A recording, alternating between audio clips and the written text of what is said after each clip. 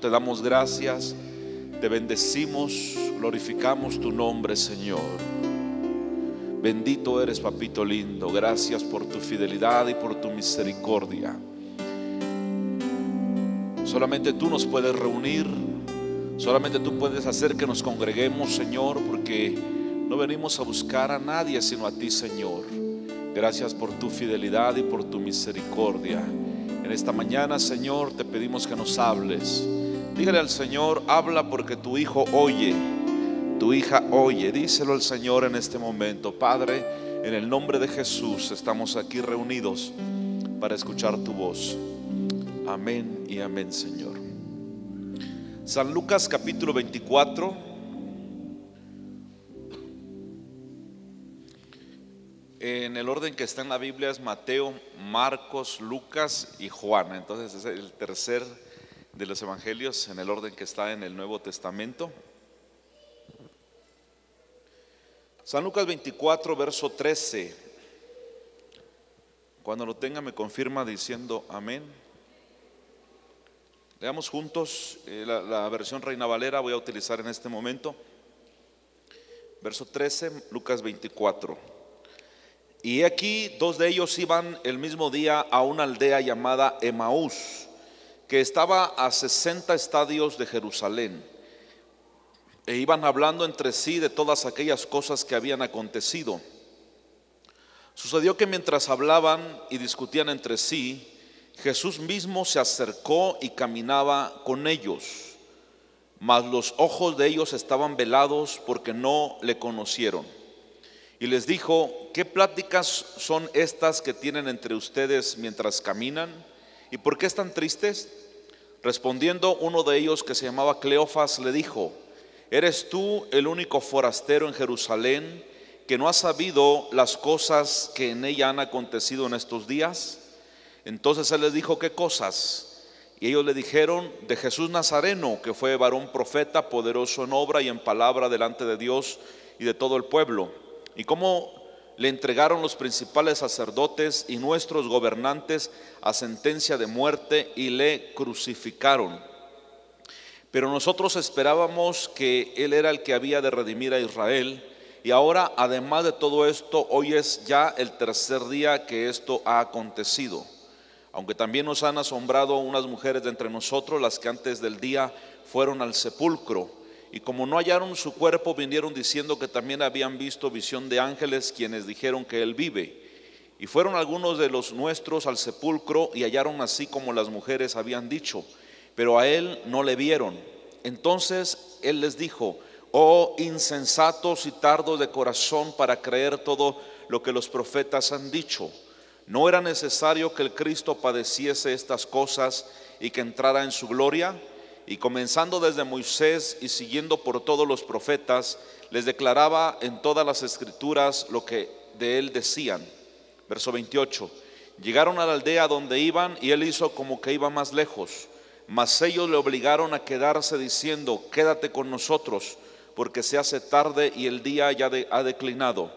Entró pues a quedarse con ellos. Verso 30. Y aconteció que estando sentado con ellos a la mesa, tomó el pan y lo bendijo, lo partió y les dio. Entonces le fueron abiertos los ojos y le reconocieron, mas él desapareció de su vista.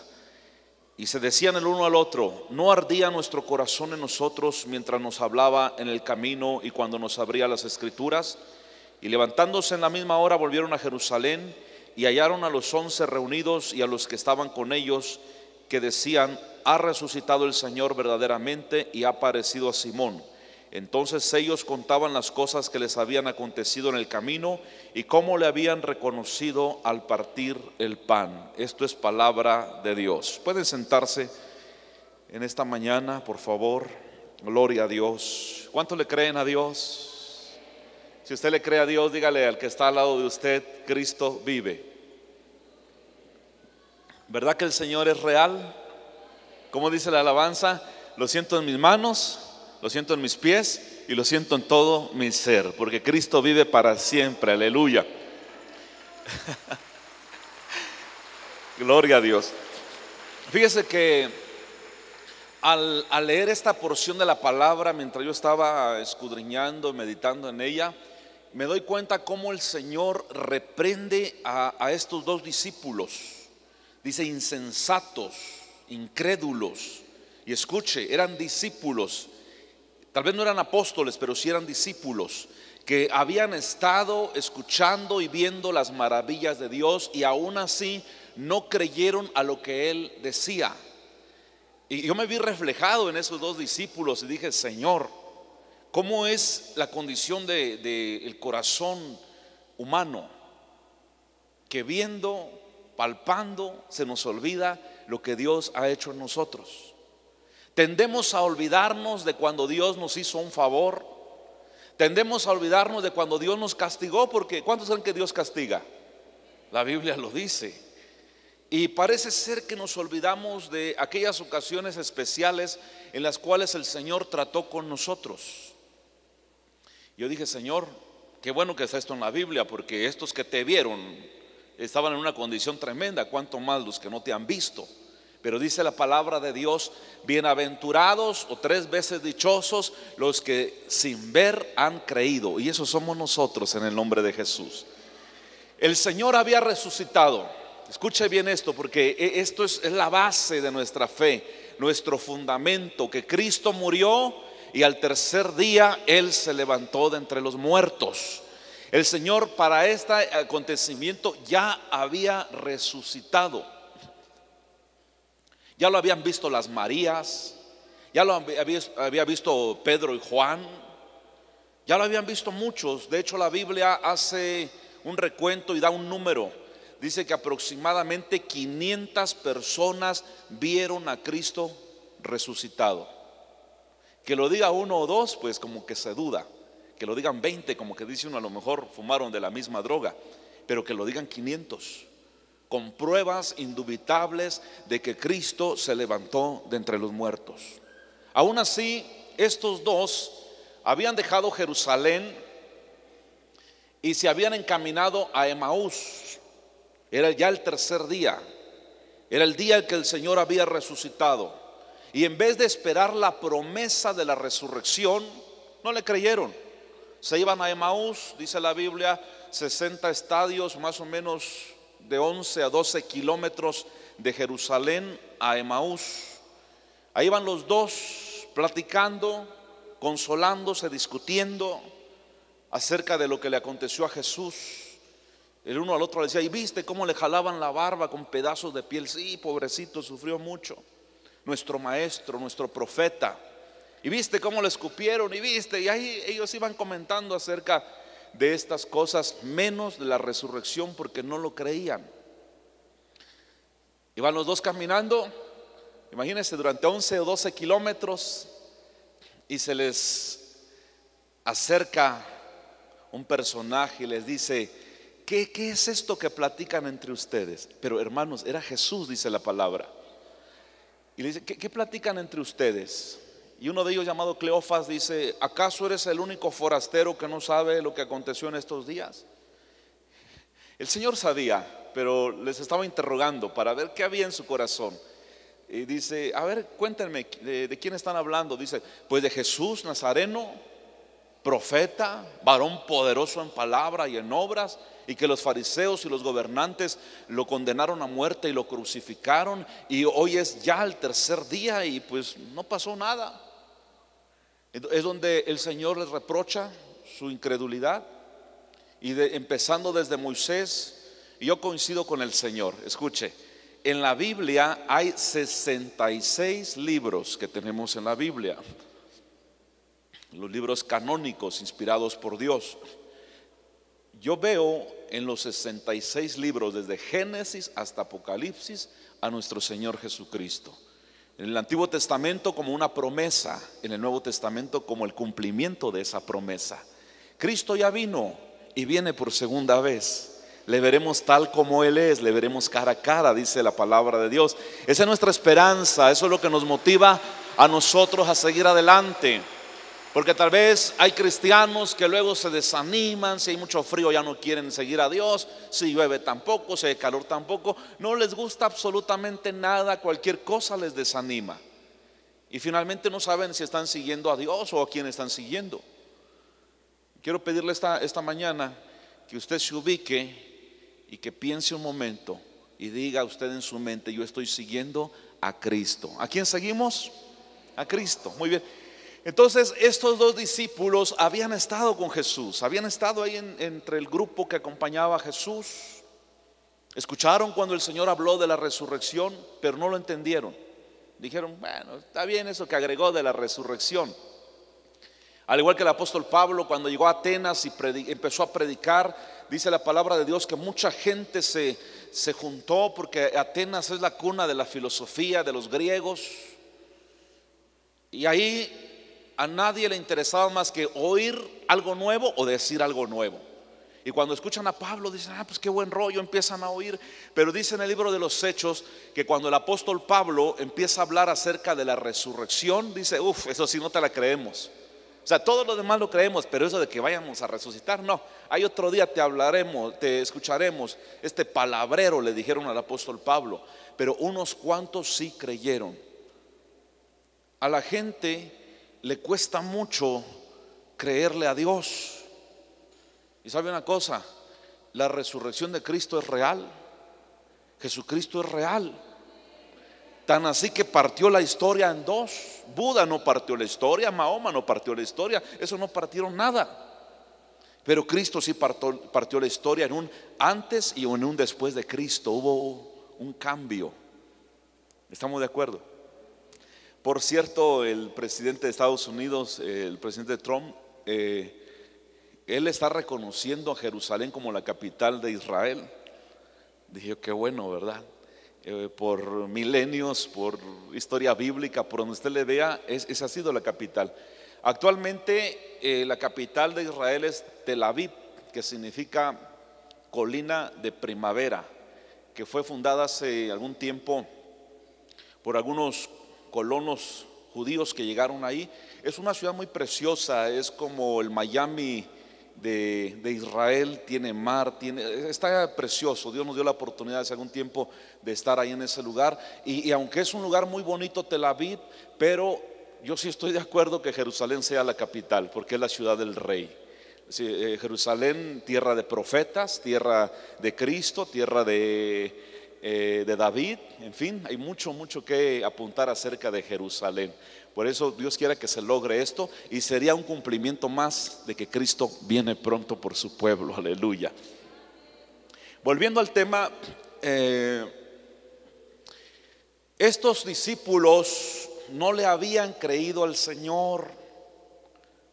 Si le hubieran creído, hubieran esperado en Jerusalén a que también se les manifestara a ellos. Ahora póngase a pensar en qué momento ellos entendieron quién estaba hablando con ellos. Si usted se da cuenta, cuando llegan a Emaús, Jesús finge como que va más adelante, y estos hombres le dicen: quédate con nosotros esta noche, por favor. Y él acepta. Y cuando están en la mesa y al partir el pan, diga conmigo: al partir el pan. Otra vez quiero pedirle que lo repita otra vez: al partir el pan. Ok. El estilo de partir el pan, el darle el pan, se dan cuenta, dicen: Él es Jesús. Nadie puede partir el pan como lo hace Jesús. El partimiento del pan es muy importante. La iglesia cristiana lo conoce como la cena del Señor. Lo conoce como algo muy especial que habla de la muerte, resurrección y la venida de Cristo. En 1 Corintios 11, el apóstol Pablo, instruyendo a la iglesia, dice: cada vez, dice, yo les recuerdo lo que aprendí de Jesús. Cada vez que ustedes parten este pan, comen y beben el vino, la copa, mi muerte anunciáis hasta que yo venga, dice el Señor. Ahora, ¿qué es más importante? ¿El nacimiento de Jesús o la muerte? Dice el sabio en Eclesiastés que es mejor el fin de un asunto que el inicio. Nuestra vida como cristiano, no, yo he entendido esto, que no es cómo lo empezamos, sino cómo lo terminamos. Porque a veces empezamos con todo, pero poco a poco se nos va bajando la fe, las pilas, y terminamos en la lona. Dios nos libre. El sabio dijo: es mejor el fin de un asunto que el principio. Cristo pudo haber nacido y pudo no haber ido a la cruz del Calvario. Nació en semejanza de hombre, de carne de pecado. Jesús tuvo la oportunidad de rebelarse contra el Padre. Y si Él no hubiera ido a la cruz, triste nuestra vida, ¿dónde estuviéramos ahora nosotros? Por eso le digo que es más importante el nacimiento o la muerte de Cristo. Otra vez, pudo haber nacido y pudo haberse negado a ir a la cruz. Cristo, ¿qué nos dice? No nos dice: celebren mi nacimiento, echen trago ese día. ¿Sabe qué significa Navidad? Literalmente, cumpleaños, natividad, onomástico. De hecho, cuando usted cumpleaños debe ser feliz, feliz tu Navidad, porque es tu cumpleaños. En estos días el mundo celebra una Navidad pagana que no coincide nada en las fechas. Cristo no nació hoy 24 de diciembre. Cristo nació el día que usted le recibió en su corazón como su único y suficiente Salvador. ¿Ya se dio cuenta por qué la Biblia no da fechas exactas? Porque tienen una connotación espiritual. No, que Dios nos libre. Si la Biblia dijera una fecha exacta del nacimiento de Jesús, hasta nosotros creo que estuviéramos celebrando el asunto. Ponga en su mente que Cristo no nació para nada en diciembre. Fue allá como en el mes de octubre. ¿Qué pasaría si a usted en su cumpleaños unos amigos le preparan una fiesta? Guajolote en mole, guajolote, todo así. Como el guajolote en estos días, todo el año se llama guajolote y en estos días se llama pavo. Y de doble pechuga todavía. Pobre guajolote, ¿verdad? Y si le hacen una comida y pastel de esa de mermelada que hace mi hermana Mónica, ¿verdad? Y fresas con crema y todo el asunto, y va a haber refresco. ¿Y qué cree? Es por el cumpleaños de usted, pero no lo invitan. Y usted dice: ah, qué chistosos, ¿no? Prepararon un banquete en mi honor y resulta que no me invitaron. Atención, yo creo que Jesús ha de decir lo mismo. Dirá el Señor: qué chistosos estos paganos, hacen una gran pachanga y no me invitan. Porque donde hay borrachera no está el Señor. Todo mundo, los pomos y las caguamas y no sé cuánta cosa, mota, coca, no sé cuánta cochinada. Pero Jesús no está ahí. La verdadera Navidad lo entendemos nosotros que hemos nacido de nuevo. Y por cierto, el Señor en ninguna parte de la Biblia te manda que celebres su cumpleaños, pero sí el memorial de su muerte. Cada vez que comas este pan y bebas esta copa, mi muerte anuncian hasta que yo venga. Y no volveré, mire una promesa, y no volveré a probar del fruto de la vid hasta que lo beba nuevo con ustedes en el reino de mi Padre. Jesús se ha abstenido del fruto de la vid. Yo creo que en las bodas del Cordero lo va a tomar con nosotros.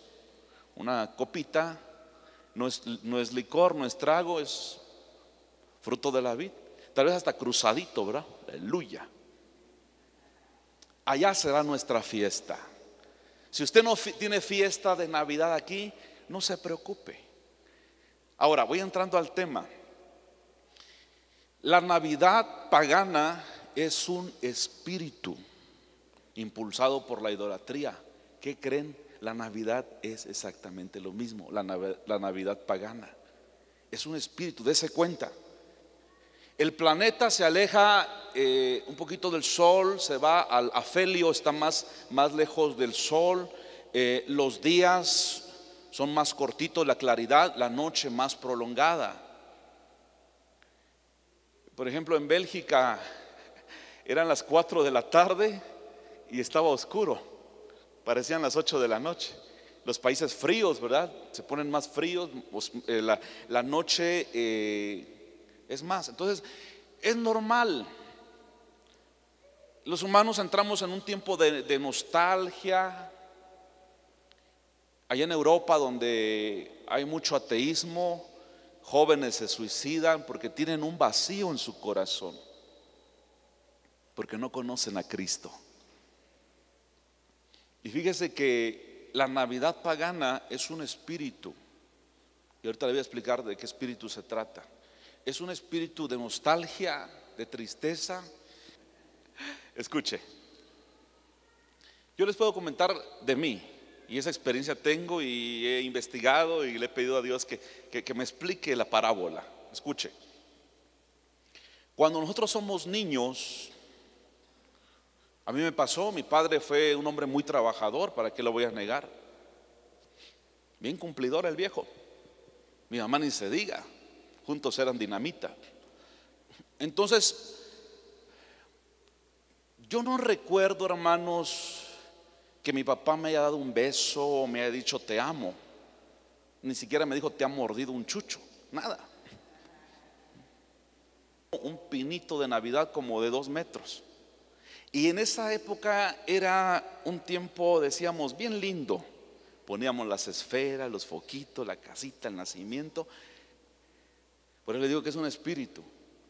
Por eso mucha gente se aferra todavía, Colosenses 2:8, a las tradiciones y los rudimentos del mundo y no según Cristo. Es decir, todo el cariño, el afecto que tu papá no te dio todo el año, resulta que en diciembre con el pinito, ay, qué lindo, qué época. Ok, pero los otros 360 y tantos días, ¿qué? Peor si llovía, yo alucinaba la lluvia, no me gustaba que lloviera. Y ¿sabe qué es lo peor? Que le agregaron a Satan Claus. Y llegaban los regalos, o sea, todo lo que no te dieron todo el año, ese día te lo llevan, aunque sea de esos juguetitos de plástico.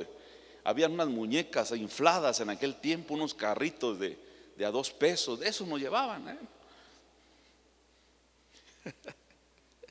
Y escuche, y para colmo, en vez de darle gracias a Dios o al papá, le daban gracias a Papá Noel en su nueva presentación de Santa Claus.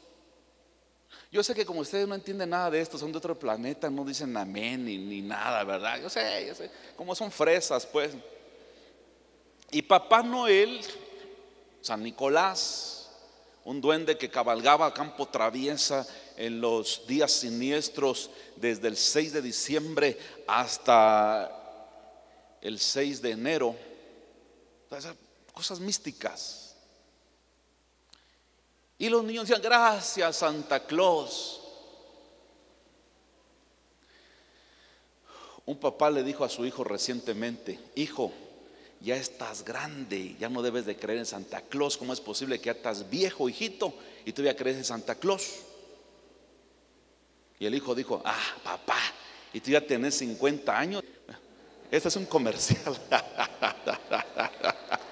El que llevó.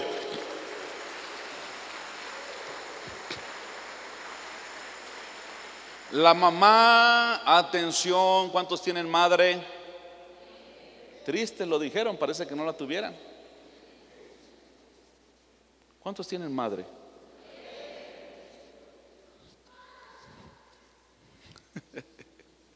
La bendita madre que los tuvo todo el año, ni lo ha usted visitado, ni a su papá si ya es anciano. Bueno, estoy haciendo esto, pero realmente es para los de YouTube, los que me ven y me escuchan. Pero en estas fechas se junta toda la borregada. Es que el espíritu navideño. Y la mamá es el día que más chambea, porque hay que hacer el pavo, hay que hacer todo el asunto, comprar una sidra mínimo, de esa rosadita con hielo. Recibo, dicen, tranquilos. Y si todavía están los 2 viejitos, dicen, ay, qué bueno. Pero le digo que es un espíritu de nostalgia, de tristeza, de recuerdo. Y se juntan en torno a la mesa. Los viejitos prepararon la mesa, por cierto. Y todos los hijos con su WhatsApp. Ni se enteraron a qué sabe el pavo, ni saben si los viejitos están bien o no. Ah, pero viva la Navidad. Es un espíritu. El espíritu de la falta de un padre, el espíritu de la falta del amor de los hijos hacia los padres. Muchos de nosotros fuimos marcados por ese espíritu. Desafortunadamente hay muchas iglesias que todavía siguen promocionando ese espíritu. Porque para nosotros la felicidad no es el 24 de diciembre, ni la Navidad pagana. Para nosotros son los 365 días del año. El Señor está con nosotros. Dios vino a nosotros. Emmanuel, Dios con nosotros. Él nació.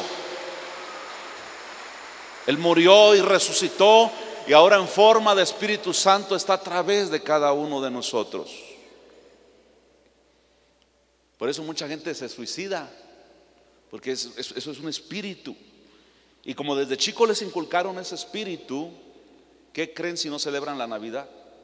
Se deprimen, dicen, Navidad, nadie me invitó, nadie me quiere, nadie me ama, ni el gusanito lo quiere, ¿verdad?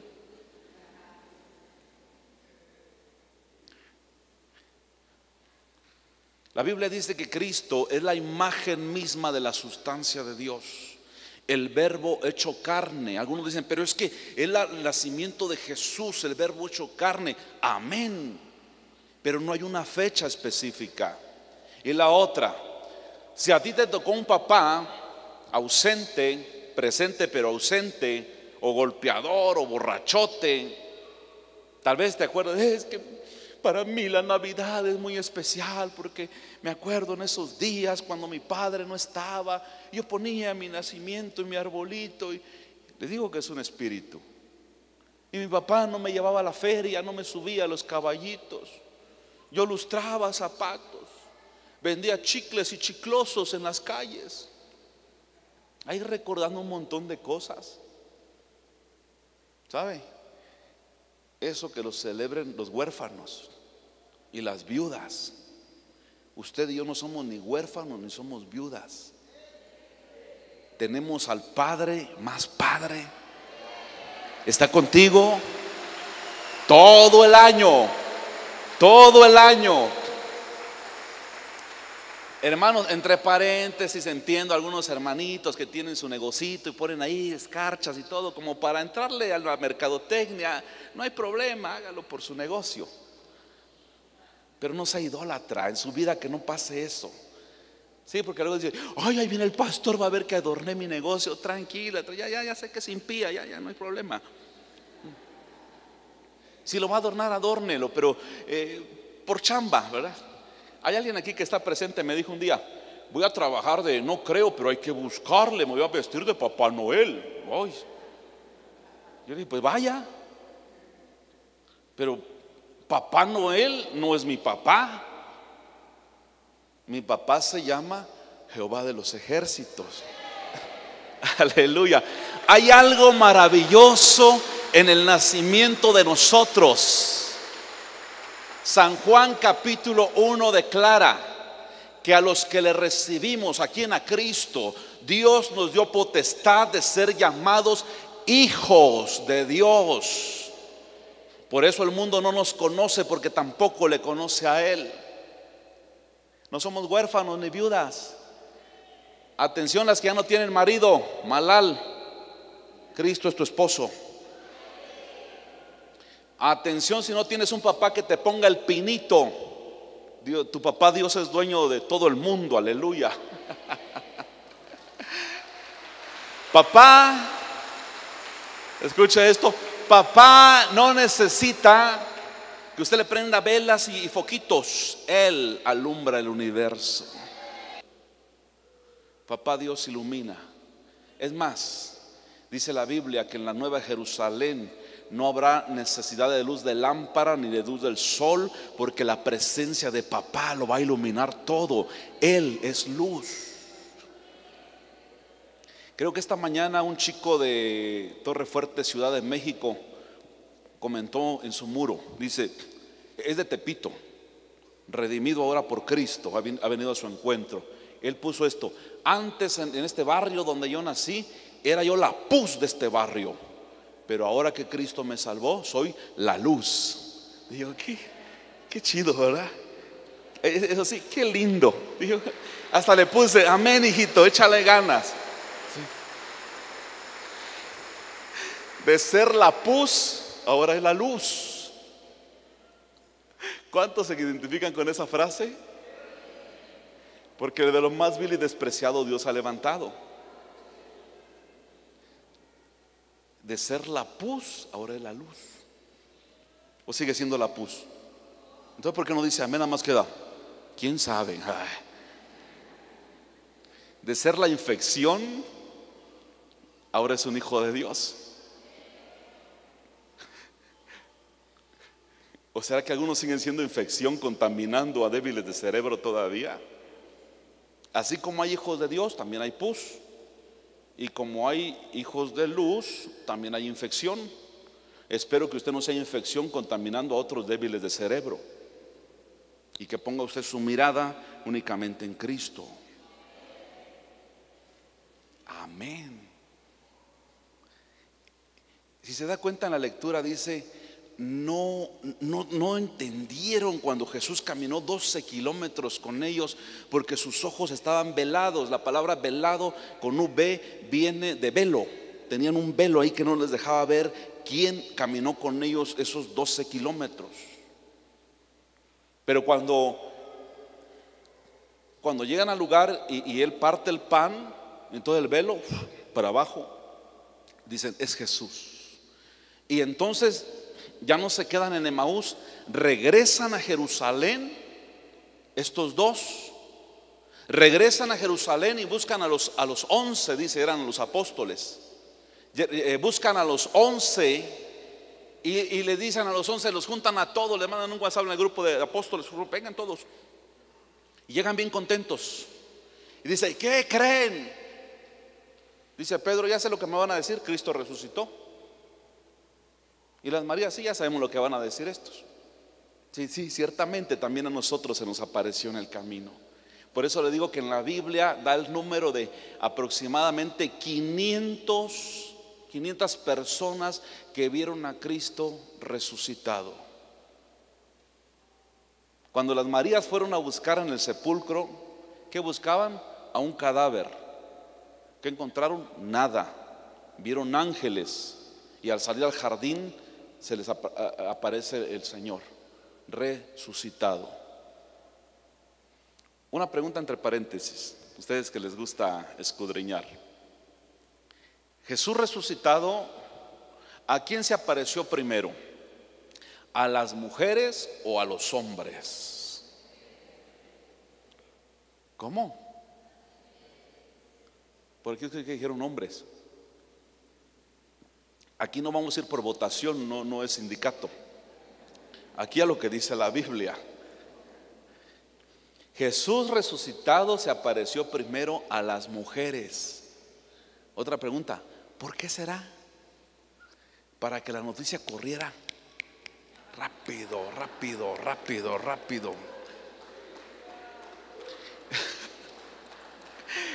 Atención, mujeres de reino, no les estoy diciendo chismosas, aclaro.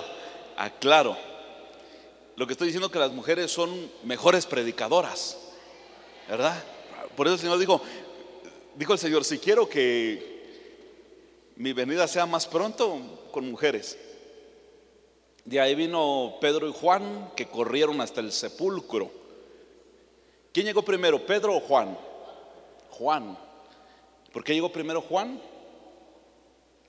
Porque dicen que tiene primera, segunda y tercera, y Pedro nada más primera y segunda. Bueno, físicamente Juan era más joven, Pero mire qué pasó con Juanito. Juanito, dicen aquí en sangre, el cutusha. Ay, cutusha, ¿verdad? El Juanito, el que se recostaba en el hombro de Jesús, corrió más. Era un joven apóstol. Y cuando llega a la tumba, no entró. Lea bien, no entró. Porque ya no vio el cadáver, vio los lienzos puestos ahí. Y pregunta usted, ¿por qué no entró? La Biblia no lo dice. Nada más dice que desde la puerta vio la tumba vacía, lienzos puestos ahí. No dice la Biblia, pero entendemos que a Juanito le dio miedo. Imagínese usted que se muere su esposo, ni Dios lo quiera, ¿verdad? Y usted está ahí chille y chille que ya murió su esposo hace 40 años y sigue llorando. Y tanto que llora que su esposo le toca la espalda y dice: ya no llores, mi amor, aquí estoy. O digamos un mes que murió el esposo y usted se está bañando. Ay, me acuerdo que mi esposo me enjabonaba la espalda. Y de repente siente una mano ahí enjabonando. Por mucho que usted la amara, ¡pah!, desmayada la clienta. Yo pienso que esa idea tuvo Juanito. Amaba a Jesús, se recostaba en su pecho, pero ver a uno que murió, todo el mundo está viendo que a Jesús lo masacraron literalmente. Le dio miedo, le dijo: ay, se me va a parecer así bien horrible. No. Ellos venían buscando un cadáver porque en el corazón de ellos había incredulidad. Afuera las Marías encuentran a Jesús, lo confunden con el hortelano, pero Jesús se manifiesta a ellas y no se manifestó masacrado, sino que se manifestó como Él es, hermoso, transfigurado, con un cuerpo glorificado. ¿Sí me explico? Pero Juanito tenía miedo de encontrarse con un cadáver masacrado. Algunos todavía tienen a un Cristo masacrado. Otros tienen a un Cristo que nace cada 24 y lo sientan a los 8 días. Nacida de niño y sentada de niño. Si esto fuera real, no saben que un niño de 8 días, si usted lo sienta, se le caen los cachetes. Y ahí iba a sus viajes, hacía negocio. Y cuando ella regresaba por ahí de marzo o abril, pues en esa fecha le hacía pachanga a Baal, el que le entienda. Gracias a Dios mi abuelita se entregó a Cristo. Por lo menos los últimos 10 años de su vida ella fue una fiel cristiana. Claro que sí se puede. ¿Cuándo sucede esto? Cuando el Señor hace esto. La palabra soplo, aire, del griego neuma. Cuando el Señor sopla, recibimos nosotros espíritu de revelación. Y ese espíritu de revelación no es para la gente no cristiana. Ese espíritu de revelación es para nosotros los hijos de Dios. Aquellos no entienden lo que usted y yo entendemos. ¿Sí me explico? Estamos de acuerdo que aquellos del mundo no entienden lo que usted y yo entendemos. Por eso si alguien dice, ahí le van a llegar mensajitos, inbox y feliz Navidad, dígale Dios te bendiga. No le voy a dar una cátedra y no le va a entender. Usted ya está bueno, Dios te bendiga. Si se convierten, entonces se les cae el velo, aunque usted no lo crea. Jesús tuvo que hacer esto y el velo cayó y ellos entendieron. Y al referirme a este espíritu de estos días, son espíritus inmundos que mediante nuestra alma, porque en el alma están nuestras emociones, nos traen recuerdos, olores, colores, sabores. ¿Le ha pasado a usted que de repente siente el olor de un perfume, de una fragancia, y su mente inmediatamente se transporta? Dice, su mecha, dice entonces.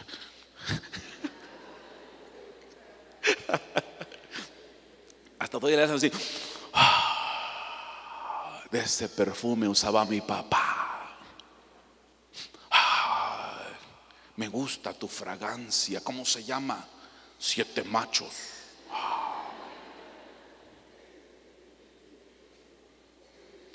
El airecito frío de estos días, el olor a juncia, la marimba,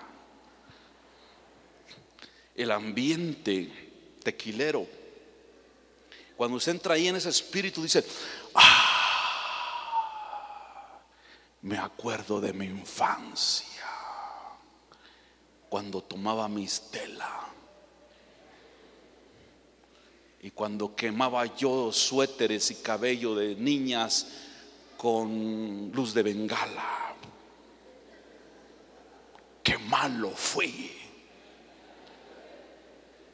Hermano, colores, sabores y olores tienen la capacidad de transportarnos, ¿sí o no? Si dice que no, usted es un mentiroso. Colores, sabores, olores, espíritus tienen la capacidad de teletransportarnos. Y usted dice: me acuerdo de esa Navidad cuando todos en casa se embriagaron. Hasta los niños con mis telas se embriagaron. Y un tío mío abusó de mí, y por eso me hice homosexual. Viva la Navidad. Uy, si el Hijo te liberta, eres verdaderamente libre. Para que tus sentidos no se dejen llevar por esas cosas.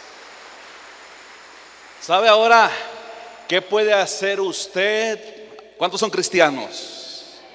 Nosotros no tenemos a un Cristo de apariencia, ni de rutina, ni de tradición. Tenemos a un Cristo vivo. ¿Sabe qué le recomiendo ahora? Hacer esto.